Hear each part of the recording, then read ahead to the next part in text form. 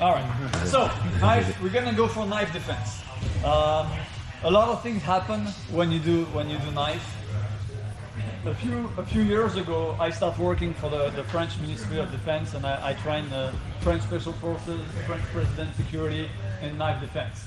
I'm not saying that to proud. I'm saying that because I had the opportunity to have access to some Interpol statistics, international knife attack statistics, and that helped me to completely redesign my knife program.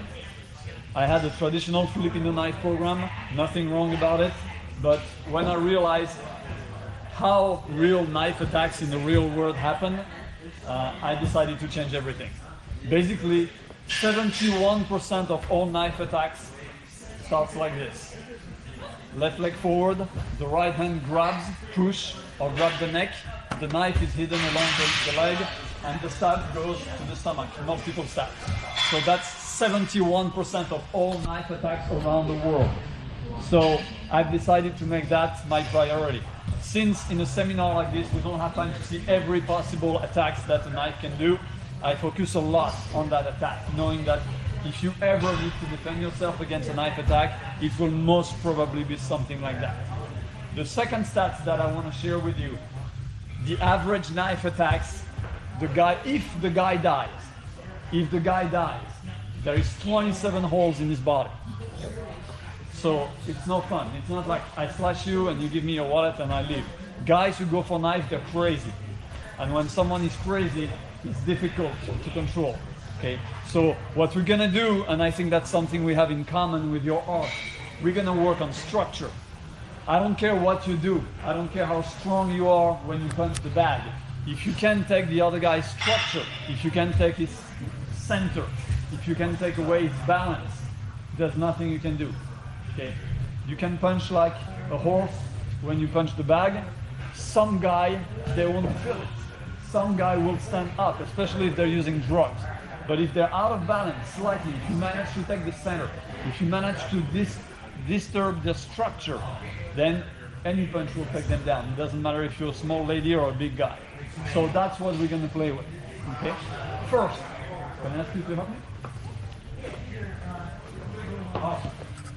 So whether you're left-handed, right-handed, it doesn't matter. We're all gonna work on that 71% kind of attack. Okay? So he's gonna be exactly in this position, and he's gonna push me, grab me. This hand sometimes grabs, sometimes he's just here to understand the distance. So you have to understand that we are both under a huge amount of stress. It's life and death situation for the two of us, for the defender, but for the attacker also. When you're under attack and your life is in danger, your cognitive function goes down, all the way down to the floor, which means everything you think you'll do in a knife defense situation, you won't. Except if you have 25, 30, 40 years of training, and that becomes a second nature for you. That's why train hard, train often, and train for a long time. 5 years of martial arts will get you nowhere if your life is in danger, nowhere. 10 years is kindergarten. 25 years, you start college. And you may have a chance to understand what self-defense and martial arts is all about. So it's very important to know that our ability to think is almost zero when our life is in danger. So I'm here, okay? He's coming with a knife, and in my head, I'm training at the dojo, and I'm thinking, okay, I'm gonna take his hand, I'm gonna do this, I'm gonna do that, I'm gonna grab him, and he's gonna change hand, and if he change hand, I'm gonna do this, and I'm gonna do that. Well, he's not gonna change hand. Even if we're here, in the middle of the fight, in training, he could. But in reality, statistics tells us that 0.01% of attacker change hand, even if they need it. Why? Because they can't think as well as I can think. Remember, when you're under stress, your cognitive functions are almost zero. Your ability to access what you know intellectually is zero, nothing, 0.01%. Okay? So what I want to do, I want to use as little of my brain as possible. So my first reflex is going to come to me, keep pushing me, apply forward pressure, and keep stabbing, keep stabbing, keep stabbing. I'm going to put a wall between the blade and my body. That's my first reflex, okay? Here, I'm gonna put a wall. Keep coming, okay? Two things are gonna happen here. Number one, he won't realize that he's being blocked for a few seconds because, again, he doesn't have the ability to think clearly, just like me. So it's gonna take a few seconds, average 5 seconds for him to realize that I'm blocking him. He doesn't really know, he just goes crazy, he's blind, he doesn't see anything. It's gonna take him 5 seconds average to realize that I'm blocking him and he didn't touch me. So during those 5 seconds, I know he's gonna do the same thing. So I have an opportunity. That's the first thing you want to know. The second thing is, this is not a block. Because here, I'm using several joints. Okay, it's a polyarticular movement. It's too complex. It's gonna take too much of the little brain power that I have at that moment. I need to save that brain power. I have maybe 1% of my personal knowledge, intelligence, intellect, whatever you want to call it. I have 1% that I can access in this situation.